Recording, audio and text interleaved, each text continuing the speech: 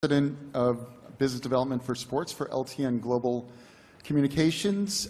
We work with about 300 or so universities. A lot of you guys out there have our IP video transmission equipment.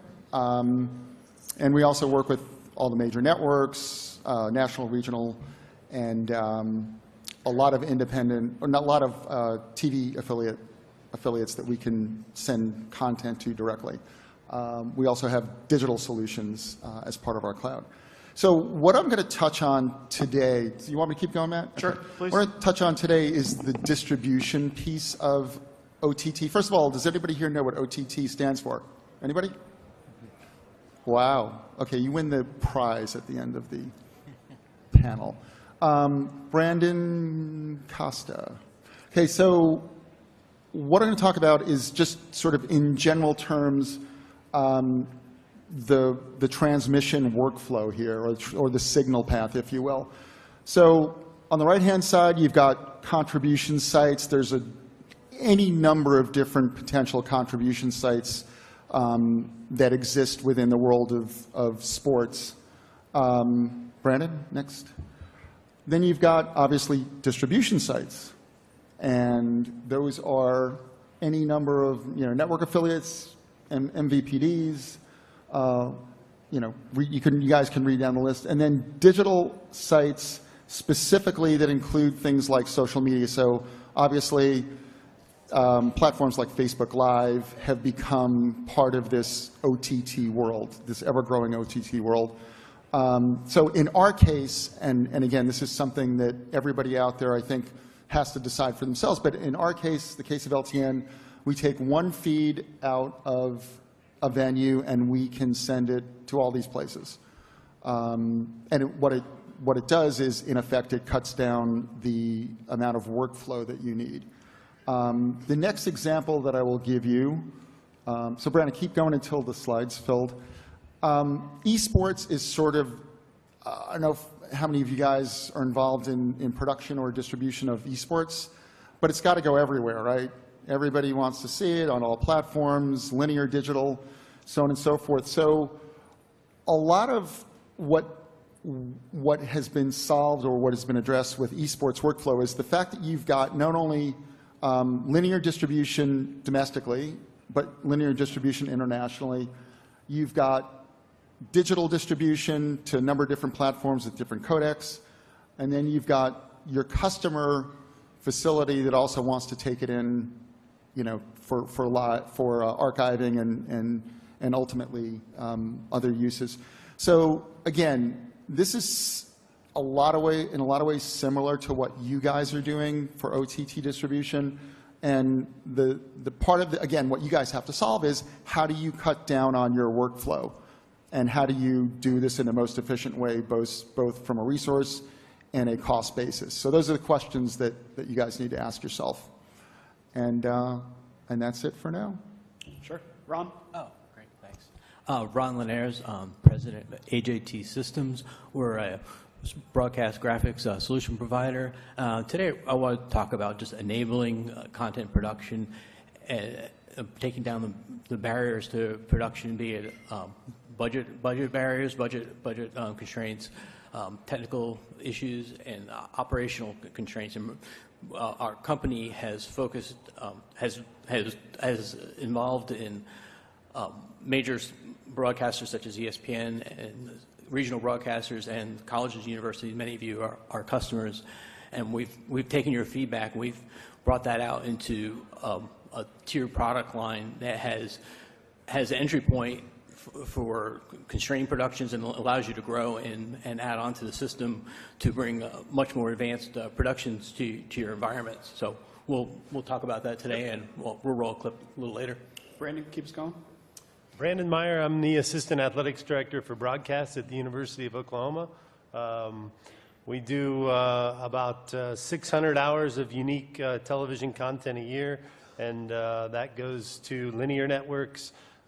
We this year launched an Apple TV app as kind of our over-the-top delivery method, as well as our mobile apps and different things that we have to to do linear, to do streaming of all of our sports.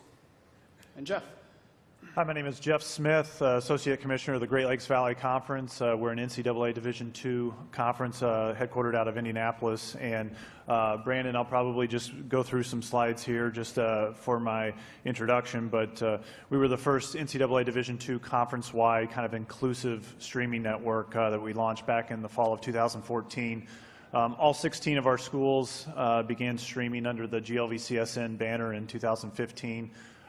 If you include kind of a run-up year to that launch, we're approaching 4,200 events that we have streamed, and the conference office has streamed 276 total GLVC championship events at 61 of our GLVC championships over the past 3 seasons.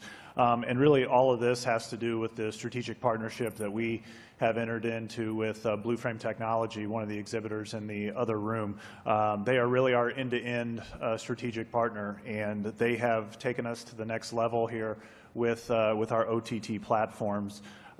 We launched 4 OTT apps in January of 2017, as seen on the next slide, with Roku, Apple TV, Amazon Fire TV, and Android TV. And what that has done has just allowed more access to our fans and our families out there in our 5-state region, not only within that Midwest region, but nationwide. We've received a lot of great feedback from our fans in regards to accessibility to the events. On the next slide, OTT has given us instant credibility on the big screen. You know, a lot of people streaming, especially at the Division II level, are just familiar with seeing games on a laptop, and we are very close to you know, being not only on a laptop, but now our 4 OTT platforms, and very close to mobile apps for both iOS and Android that will allow for push notifications that we think will be a real game changer. But it has really allowed us to enhance our brand, putting it on another platform. But you know, this raised profile also brings some raised production standards in our mind. You know, if people are staying at home, opting to watch you know, one of our championship events or regular season contests on their 60-inch TV, we want to make sure that that we're delivering a good product. The other thing that we've seen OTT done, what OTT has done rather, is on the next slide. It's really increased the fan interaction on social media. We've seen some new engagement from some of our fans. Whether they're watching, you know, our outdoor track and field championships over on the left, and it's a school promoting it. You know, whether we have some fans watching baseball or getting it ready to load an Apple TV app there. It's really kind of introduced some new fans to us, reconnected us to some fans now that we have offered this OTT platform. Just real quickly, I'll share with you just a couple numbers, and I know we'll chew on some stuff later, but since January 2017, we've had about 9,000 plays, and that's roughly 2.5%. We don't really get caught up on that number. Some see it as a really, really small percentage, but this is a very new platform, and one thing is that, you know, people are starting to find us that haven't been able to find us before, and it's an educational process that that the conference office has with their fan base, letting them know that it's out there. But one of the things that's unique, and you start to hear all the different types of platforms that are out there, and just to kind of give you an idea, kind of a glimpse into our data, you know, of the 9,000 plays that we've seen, you know, 53% from Roku, 27% from Apple TV, 19% from Amazon Fire TV, and you know, Android TV is very similar to Amazon Fire. It's just I think now the Sony TVs are coming out with a new technology that pretty much offers that Android TV within those new TVs. But so roughly over 2,300 installs, and as I said, it's just going to help us better educate our fan base.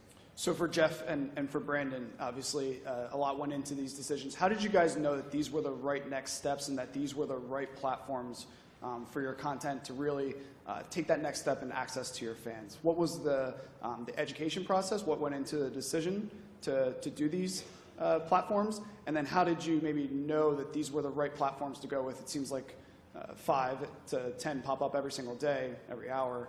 So how did you guys know that this was the right next step for you guys? I would say first we knew our digital, we've seen our digital growth since we launched our Sooner Sports Network about 6 years ago, and we saw our on-demand numbers double every single year that we've been doing this. So, we knew the demand was out there, and we just felt that Apple TV was becoming a leader in this space, and then that they were launching some new hardware as well. So we consulted with, obviously, with New Lion, who helped us launch that, and Fox Sports Interactive, and those guys agreed that Apple TV and Roku was kind of the best approach to launch that, and try it out like anything else. So. Sure.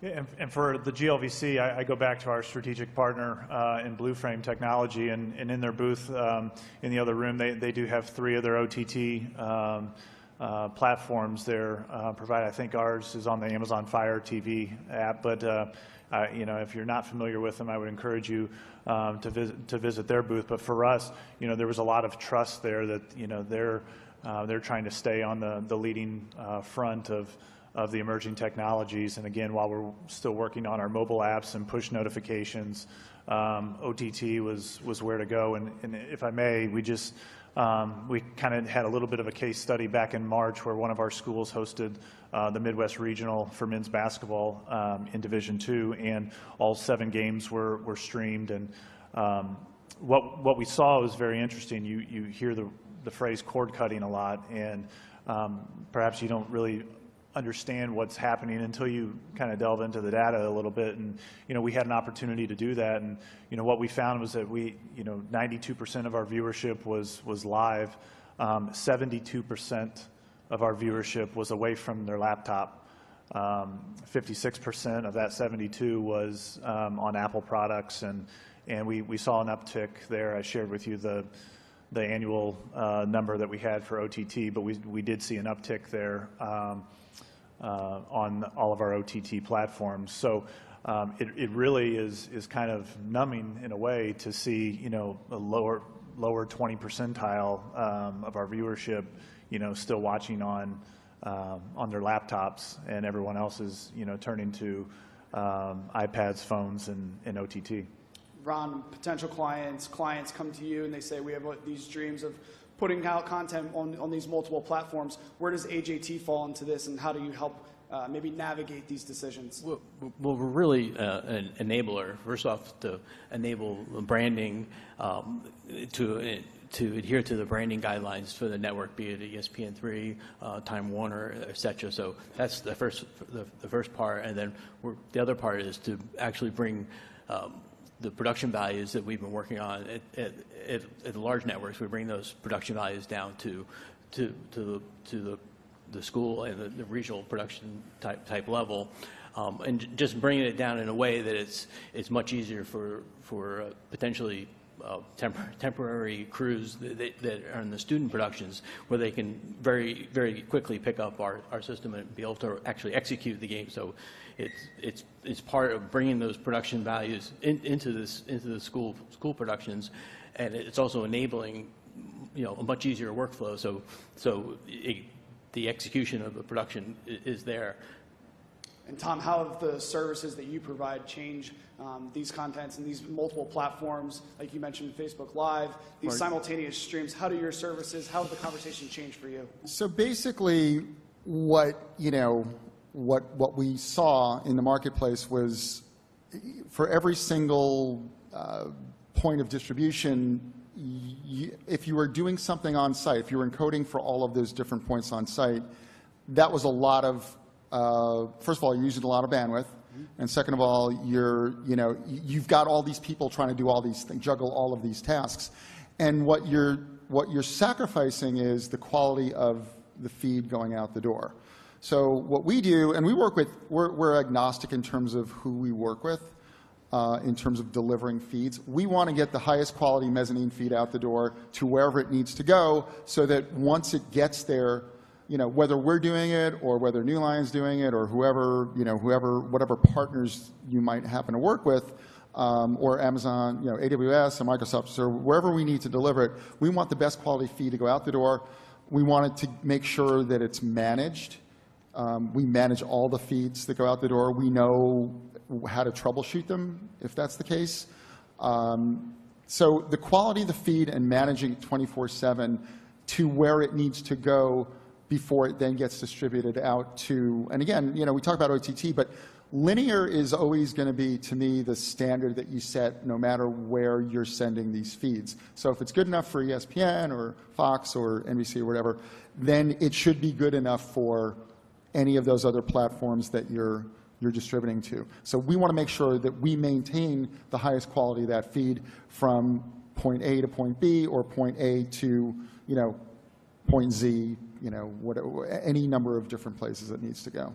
Brandon, we had a conversation a couple weeks ago. One of the things that struck me that you said was we all work with our sports information directors, our marketing directors. There's so many places that your content ends up now. Your live, on-demand content, especially at OU, you guys have so many platforms, linear partners, digital partners. Communicating that and where this content is sometimes a struggle. Maybe a success story that you've seen, or what's your daily workflows that you work with those departments to make sure that people know where this content lives? I mean, yeah, it is one of our biggest struggles. Is one night we might be on Fox Sports Southwest, and the next night we're on Oklahoma, and the next night we're on Southwest Plus. Sure. And the next night we're on FCS, or we're going through our our Sooner Sports TV app, or putting it on Apple, or sometimes we're doing it simultaneously. So, we use all the social channels that we can to try and direct our fans to where to view things. We really would like to get notifications working, and we're hopefully set to launch that soon. So, I think that'll be great if someone can turn on that notification through our app and get it and say, this game's going to be on this platform in 5 minutes.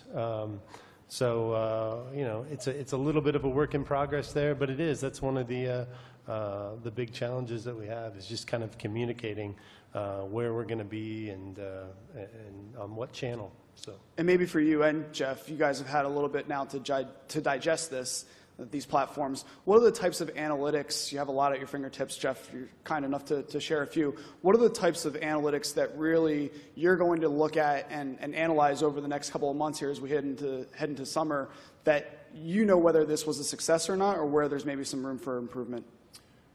Well, I guess my first response is we have to be realistic that it's still early. It's still a new emerging technology, that a platform that really, again, it goes back to kind of educating the base that that it's there. I think we surprise some people sometimes when we tell them that we live on those platforms as well.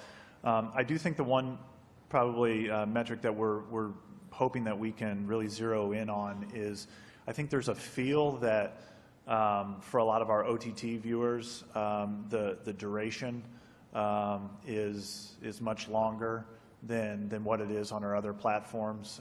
That's the gut feel right now, and we are kind of in search of some better metrics to tell us if that is in fact the case. But you look at your short-term viewing, whether it's the phone or and then kind of even those still on laptop, kind of your intermediate viewers, if you will, and then really the ones that are on the OTT platforms. A lot of times those are the ones that are snuggled up on their couch and ready to watch your event for a long period of time. So I think that's one of the things that we're definitely going to be looking for this summer, is to kind of zero in on just how long our OTT viewers are watching. And these conference networks, these conference digital networks, the branding sometimes has the perception of a conference. How do you work with your schools to make sure that they still maintain their branding and that they're able to achieve their goals, whether it be sponsorship, monetization, whatever it may be? How do you work with them to make sure that they're still front and center? Our directive comes out of the conference office, and we have I guess when we started this, we said, we're not going to be we're not going to be a network that just sets up a camera at a basketball game, hits record, and comes back and gets it 2 hours later. It's a 2-hour opportunity. It's a 2-hour infomercial for the university, for the GLVC, and we were going to brand it as such. So, our approach first was we actually did not get too concerned with production standards. We first went with graphics and branding standards. We wanted to look consistent across the board with 16 schools consisting of 11 private schools and 5 state institutions across 5 states. Things are done differently on all campuses. So we tried to streamline it coming out of the conference office that you're to adhere to these guidelines. We couldn't really come down and say, out of the gate, we're going to be a 4-camera setup for everything that we do, because, then the one thing that we feared the most was that we would create some arms race within our conference and that we would lose out on a 16-school conference network. So what we have found is that I guess one of my mantras is the calculated baby steps that I keep preaching to our schools. And we feel like we've made some steady progress, and OTT is just kind of that next step in the evolution of GLVCSN. Brandon, the live content does obviously a lot and plays an important role, but maybe talk about some of the on-demand content and the priority that these OTT platforms place in having that strong content. Yeah, I mean, we do a ton of on-demand content, normally around 2 to 3 minutes, and that's right now, that's honestly what's probably driving that the apps and that digital platform, because we're putting up hundreds of videos a week, and we're probably only offering up 2 to 3 live events per week. Right. So the people are going there for the on-demand stuff. We also have dabbled in. We try to do a documentary per year that airs on our linear network, and then we just worked with Giant Interactive to get that on iTunes. So everybody go to iTunes and search OU football and download the documentary and watch it. I just got a report last night. It's only been out a few weeks, but. And how much does it cost? And is it free for everybody in the room? It's $9.99. Is this like an Oprah moment where it's free for everybody in the room? Come on. The promo code? No, all we have right now are international buys. So we need to get some people in the States watching it. So, Ron, just on that too. That took us a year. That was an incredible learning process. I didn't know you had to go through a content aggregator to put your content on iTunes, and then all of the standards and stipulations, and from captioning to copyright to music to all that. So any of you wanting to go to iTunes, I don't think that you have any option but to kind of go through a content aggregator, and it's quite expensive, and I don't know if we'll do it again, but it was a great learning experience. So value the learning experiences there, testing things. How important is that and critical is that, again, with the, not uncertainty, but just trying to figure out where everything is going, what works, what doesn't work? Maybe some free advice here. Testing things, is that something that you guys maybe preach to you and your team? How does that trickle down to the overall strategies of your platform? I preach to my team, experiment obsessively.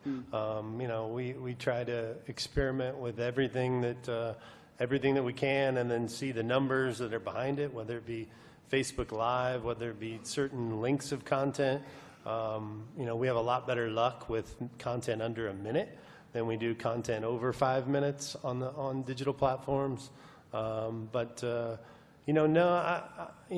try to develop a really good content strategy in the summer, and then execute it, and then at the end of the year kind of look at it and say, okay, this worked and this didn't, and this took a ton of resources, but we didn't really get that many views out of it, and this didn't take any resources at all, and 500,000 people wanted to watch this. So, again, every year we're just kind of learning from our mistakes, and then our mistakes go into the content plan for next year.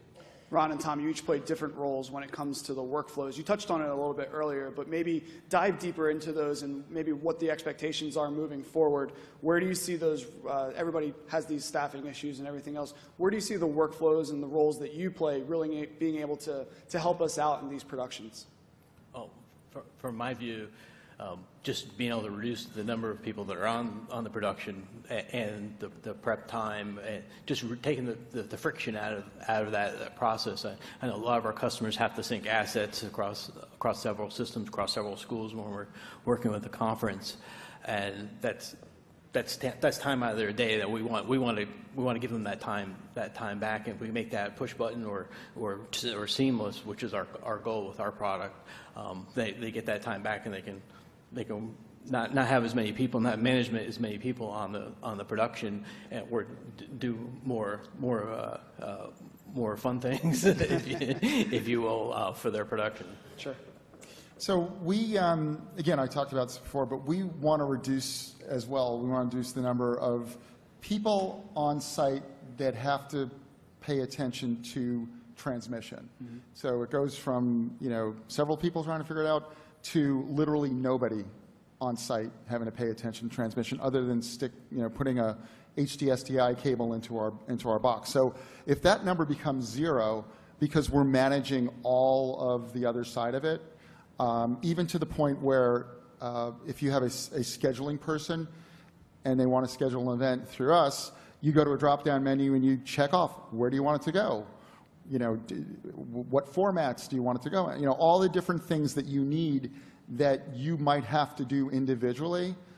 We want that to be at most a drop-down menu that you can sit on a beach somewhere and handle while everybody else is on site doing production, which is the more important, the more important focus when you're trying to create a good experience for your consumer. So we want to make sure nobody has to pay attention to it. We'll manage all of that, and that you can be 1,000 miles or 2,000 miles away and tell me where you want us to send all of your stuff. Deal. So there you go. One of the great things about this conference, I think everybody would agree, is the ability to walk into summer with a few points of emphasis that you're really going to focus on the next 2 to 3 months. From each of your points of view, what will have your attention this summer, and what will maybe be the next game changer that we talk about here next May and June? Tom, want to start us off? Oh, no, go with Jeff. I just called on. No. Jeff, go ahead. Well, for us, again, it's the constant evolution of our network, and certainly we, while we are focused on the OTT platforms, we're also focused on monetizing some efforts, growing some of our distribution as well, and so OTT helps with that. I think the main thing is that if we can simplify it down to just the very basics of trying to offer up a lot of our sports coverage within our conference, anywhere, anytime, on anything, for our fans, for our fan base, for our families and whatnot. When it comes down to the core, we're a service organization, and we are here to provide a service to our members and our student athletes. And maximizing the exposure for what we are trying to do right now is really been our primary focus. So really quick, does that mean more sports produced, more platforms? Is it kind of both and keeping an eye on both? Or maybe those are two very different things. I'm sure you work with the schools very closely in the sports produced, but sports produced, more platforms, where does that fall on the priority list? Yeah, we do have some emerging sports that are coming through the pipeline with our conference, and certainly one of the things that I would say has not been addressed with other sports as they came through the pipeline is, how does this sport look when it's streamed? Who out there can stream this type of sport? And certainly working with Blue Frame is really, they've helped us kind of be positioned for those conversations. But I think it's really taking those calculated baby steps, as I said, not moving too fast. Although if you ask some of our schools, we've been flying through this, but we have received nothing but positive feedback from our schools. And I think one thing that we've done is, in NCAA Division II, it's all about regionalization, and through the GLVCSN, we've been able to provide a national perspective on the GLVC, and I think that's something that any kind of emerging technology that's coming through, we would be open arms to continue doing that. Great. Brandon? Next year, from a technical perspective, we're going to try out a little high dynamic range with our Sony 4300 cameras and do a little experimentation on that. From a very broad perspective, we are really trying to stress that everyone can be a content creator. There's a lot of stuff being done on the phone, being edited on the phone, and a lot of times it's high enough quality that no one can just tell if it's done on the phone or done here. So again, we're going to try and drive our on-demand numbers and keep that number doubling, which we probably won't do. But no, I mean, we're going to use a lot of the new tools, a lot of the new technology out there, develop a different content strategy from last year, and really focus on, I think our focus is going to be kind of on recruiting content. We're really trying to show off our campus, show off our sports, tell the stories of our coaches, tell the stories of our student athletes. And I think we've kind of found through our research that fans really want that recruiting content as well. So that's kind of where I see us going this next year. Ron? For ourselves, we'll be rolling out capabilities to increase the production values for our customers, and teaching our customers how to use those new capabilities, and then further explaining our message of that we're able to deliver those production values at a moderate cost to our customers. Sure. Tom? So I can't answer that in this setting. In a private setting, I can That's why I answer. have him go first. So what we want to be in the college market, we want to be the first choice for transmission out of a venue, out of a master control. We want to be the partner that you turn to, who when you say, can you get me there, we say yes. And with the highest quality feed, fully managed, so you don't have to, the last thing you need to think about is if your content is going to get to where you want it to go in the highest quality that it can be, and at the, at the most reasonable cost that you could ever think of. So. Any questions? We do have time for one or two questions. Brandon? One question? Two questions? Anyone? All right. Thanks very much to our panelists. Great job.